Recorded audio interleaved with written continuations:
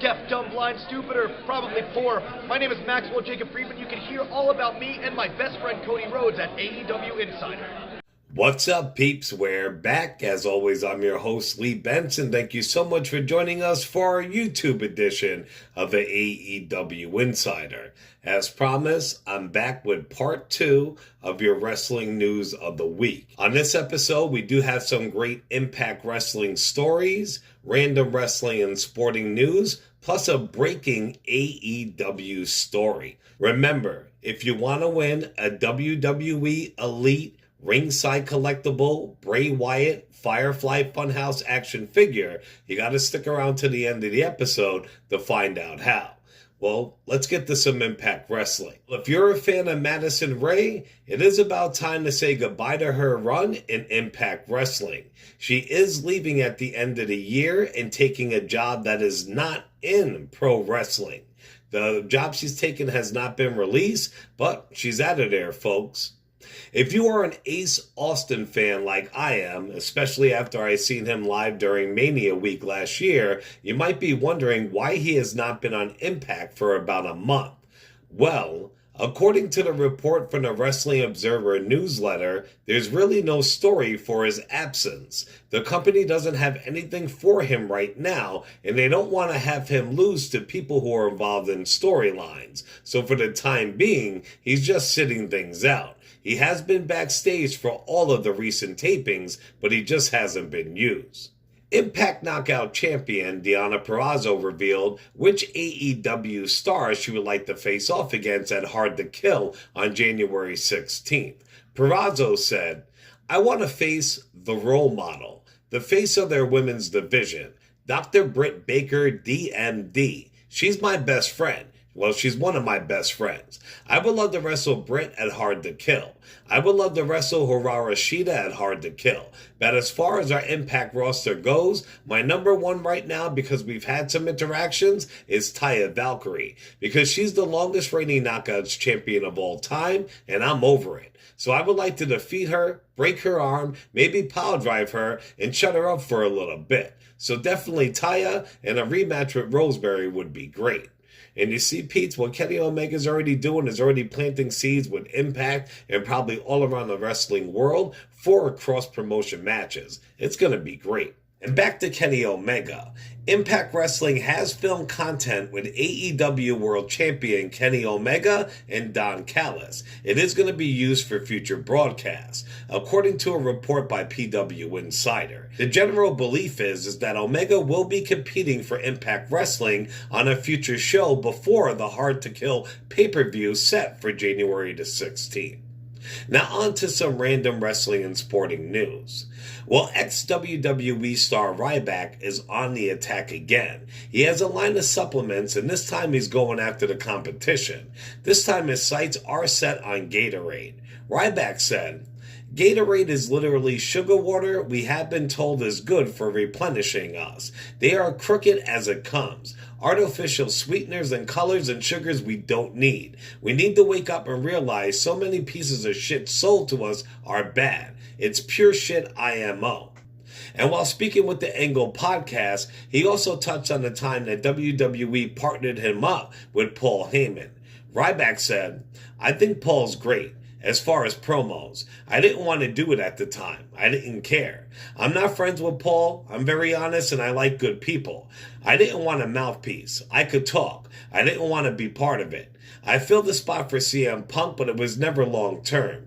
It was keep Paul on TV, and his thing with Curtis Axel ran out shorter than he was expecting. There was never an explanation. It was never we're putting you with Paul and this is the goal. They don't know any of that there."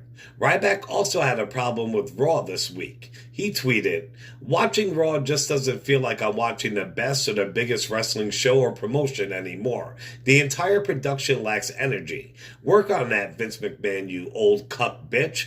Kiss face emoji." Now, Tyrus, aka WWE X-Star Brodus Clay, is being sued for sexual harassment. I mean, these accusations have been going on for years. Fox News has actually had the scumbags backed and kept them on the payroll. Instead of just firing him or, laying him off with or without pay like they should have, they moved him to a different time slot and they actually gave him his own show. Well, the judge just ruled that he can be sued for sexual harassment, and Fox News released this statement.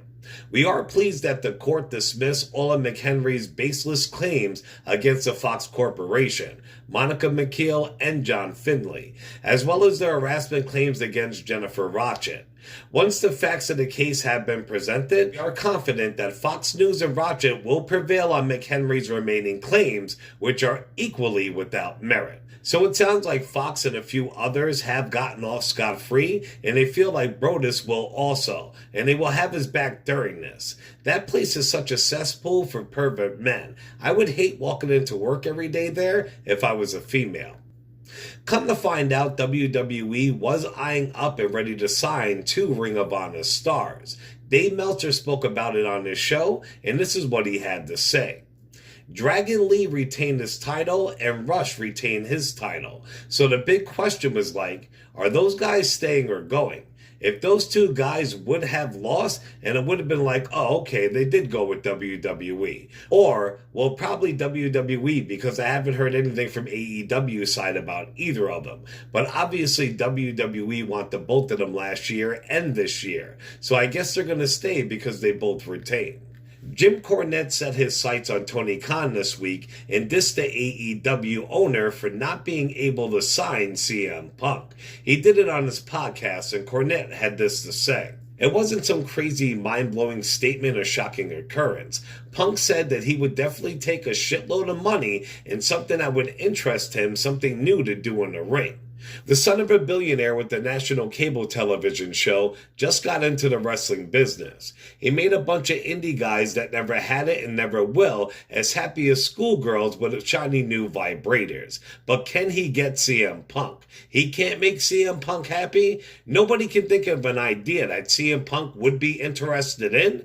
That would intrigue him enough to get involved with this company? The great Iron Sheik has had some beef with many people in the past. I mean, wrestlers, celebrities. If you want to hear some good Iron Sheik, just go to YouTube, put in Iron Sheik Howard Stern, and watch the videos. You'll laugh the entire time. The dude's a fucking maniac.